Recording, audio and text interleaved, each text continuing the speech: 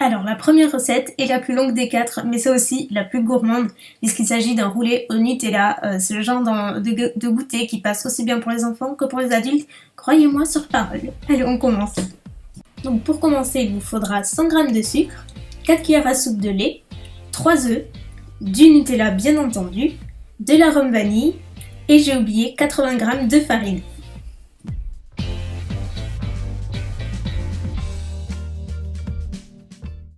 Donc dans un premier temps, je mélange mes 3 jaunes d'œufs avec le sucre jusqu'à ce que le mélange blanchisse légèrement. J'ajoute ensuite les liquides comme l'équivalent de 4 cuillères à soupe de lait ainsi que l'arôme de mon choix qui est la vanille. Vous pouvez opter pour de la fleur d'oranger ou ce que vous voulez, ou rien du tout, puis mélanger. Et enfin, ajouter les 100 g de farine que j'ai oublié de vous montrer au tout début, mais qui sont bel et bien là et on en a absolument besoin, puis mélanger jusqu'à avoir une préparation homogène comme d'habitude. Dans un autre saladier, on va monter les blancs en neige fermes et aérés le plus possible. Puis on incorpore doucement à l'aide d'une spatule en silicone de préférence, petit à petit, les blancs en neige jusqu'à les incorporer au mieux à la préparation sans les casser. Alors là, écoutez-moi bien, c'est là où tout va se jouer et c'est là où il faut être le plus attentif possible. Si vous voulez réussir votre roulé au Nutella, il vous faut investir dans un tapis à rebord en silicone comme ceci. J'ai acheté le mien chez Jiffy et croyez-moi, si vous utilisez autre chose, vous n'allez pas arriver à rouler votre pâte correctement, ça va se casser et puis ce sera du travail gâché tout simplement. Croyez-moi, ça fait toute la différence, il faut vraiment que le tapis soit à rebord, vous pouvez en trouver n'importe où au rayon pâtisserie, ça fait toute la différence. Et moi, depuis que j'ai ce tapis là, je réussis à tous les coups. Donc après avoir tapissé mon moule donc de papier cuisson, papier sulfurisé, peu importe, assurez-vous juste qu'il soit anti-adhérent pour que ça se démoule le plus facilement possible.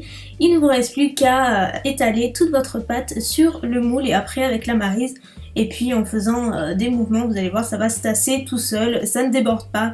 D'où l'intérêt d'avoir un tapis à rebord, vous voyez un petit peu mieux l'idée. Et puis voilà, maintenant il ne vous reste plus qu'à tapisser tout ça. Puis enfournez 15 minutes à 160 degrés. Une fois que c'est cuit, ça ressemble à ça, il suffit juste que la pâte soit relativement souple pour pouvoir appliquer de la pâte à tartiner. Et donc là, je décolle légèrement les bords avec une spatule et puis vient le moment marrant où vous appliquez votre Nutella ou votre pâte à tartiner de votre choix. Vous pouvez utiliser celle que vous voulez et donc moi j'utilise avec une spatule de pâtisserie parce que je trouve que c'est vachement plus simple et c'est quand même un gain de temps qui est pas négligeable étant donné qu'il y a une certaine surface. Donc là, n'hésitez pas à être généreuse avec la pâte à tartiner parce qu'après, une fois que c'est roulé, c'est vrai que ça a tendance à perdre un petit peu de son goût, donc il faut en mettre quand même pas mal. Soyez généreux. Vient la partie la plus délicate de la recette, à savoir rouler votre pâte en fait. Et c'est là où vous allez vous dire si c'est réussi ou si ça va se casser et c'est juste un stress monumental. Donc là, je vous assure, ça marche à tous les coups avec ce tapis à rebord. Le truc pour réussir, c'est d'y aller doucement mais sûrement, comme on dit. Il faut être patiente et surtout, il faut y aller avec une grande douceur. Donc petit à petit déjà, je roule petit à petit et surtout, je décolle le papier sulfurisé délicatement de façon à ne pas le retirer en même temps que la pâte non plus. Et lorsque je roule, je presse au maximum pour que ce soit vraiment bien serré et vous allez voir qu'à la fin c'est quand même vachement plus sympa et je répète l'opération jusqu'à ce que ce soit roulé jusqu'au bout en retirant petit à petit le papier cuisson au fur et à mesure, mais vraiment il faut y aller très doucement et enfin vous voyez en image, il faut juste avoir beaucoup de patience et il faut vraiment le vouloir ce rouleau Nutella, je vous l'accorde, mais je vous assure que c'est à la portée de tout le monde et c'est super simple, même mon frère l'a déjà fait donc je vous assure tout le monde peut le faire. Et maintenant la touche finale c'est le sucre glace. Vous pouvez saupoudrer de cacao si vous préférez une saveur un petit peu plus chocolatée. Après c'est une affaire de goût, moi je préfère le sucre glace donc c'est ce que je fais, je trouve ça super joli à la fin. Et puis voilà, après il ne vous reste plus qu'à déguster votre rouleau Nutella au goûter ou pas seulement. Et puis voilà, maintenant on passe à la deuxième recette.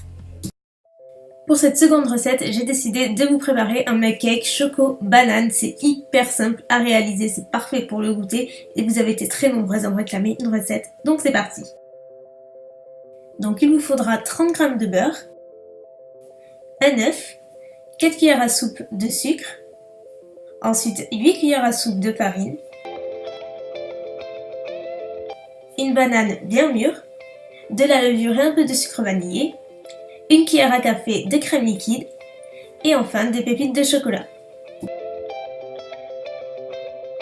Donc pour réaliser cette recette, ça va de soi, il vous faut avant toute chose un mug. Juste un conseil, ne le choisissez pas trop petit sinon ça va déborder. Donc commencez, c'est hyper simple, commencez juste par ajouter l'œuf, le sucre, donc le sucre vanillé ainsi que la crème liquide. Donc tout se mesure en cuillère, c'est super facile. Puis vous voyez, vous avez tout j'arrive plus à parler. Tout à ajouter en même temps, puis mélanger l'ensemble, fouetter un bon coup. Le mieux c'est d'utiliser une fourchette tout simplement.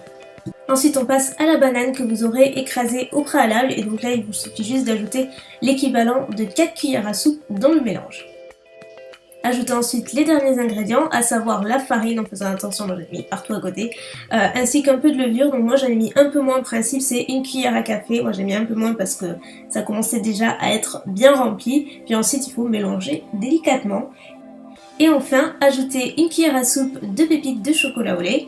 Et enfin, le beurre fondu que vous avez fait fondre au préalable juste avant.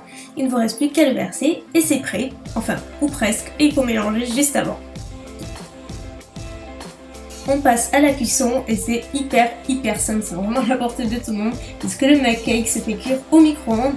Donc pour cette recette, comptez 1 minute 40 environ à 800 watts, donc après tout varie selon votre micro-ondes, ça peut être un peu plus, un peu moins, juste un conseil, surveillez la cuisson de très près puisque ça monte relativement vite, c'est pour ça que je mets jamais trop de levure, sinon ça a tendance à vite monter le cake et après ça déborde et c'est la catastrophe.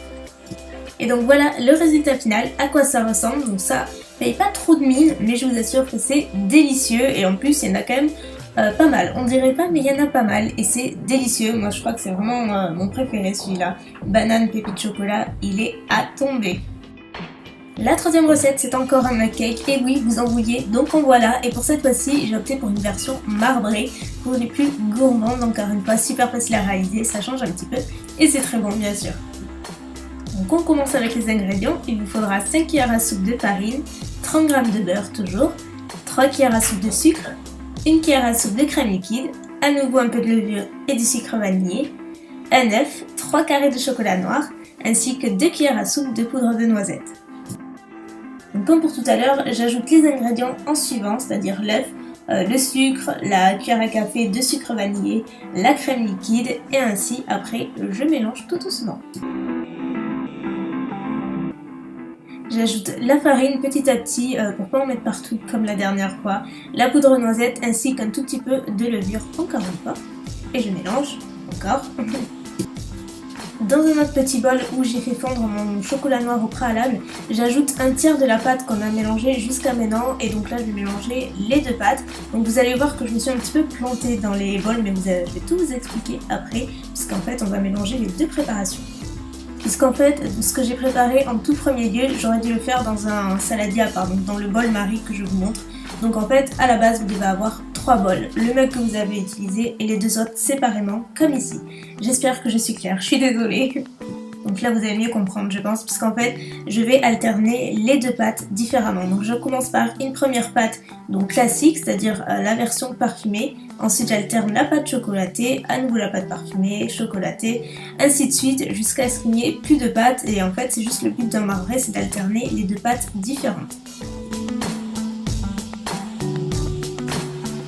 Donc moi j'utilise une pique à tapas mais vous pouvez utiliser un cure-dent ou même un couteau tout simplement. Je viens tracer une espèce de vague dans la pâte pour créer justement des marbrures. C'est hyper simple et voilà à quoi ça doit ressembler à la fin. C'est tout joli, ça paye pas de mine mais je vous assure quand ça cuit ça fait l'effet marbré tout simplement. On passe à nouveau au micro-ondes, cette fois-ci comptez environ 1 minute 40 à nouveau pendant 800 watts à nouveau et encore une fois surveillez la cuisson au maximum. Et voilà le résultat, franchement c'est pas trop mignon et c'est cuit en 1 minute 40 donc c'est assez dingue. Donc un conseil pour tous les mug cakes, ça va avoir vraiment toutes les recettes.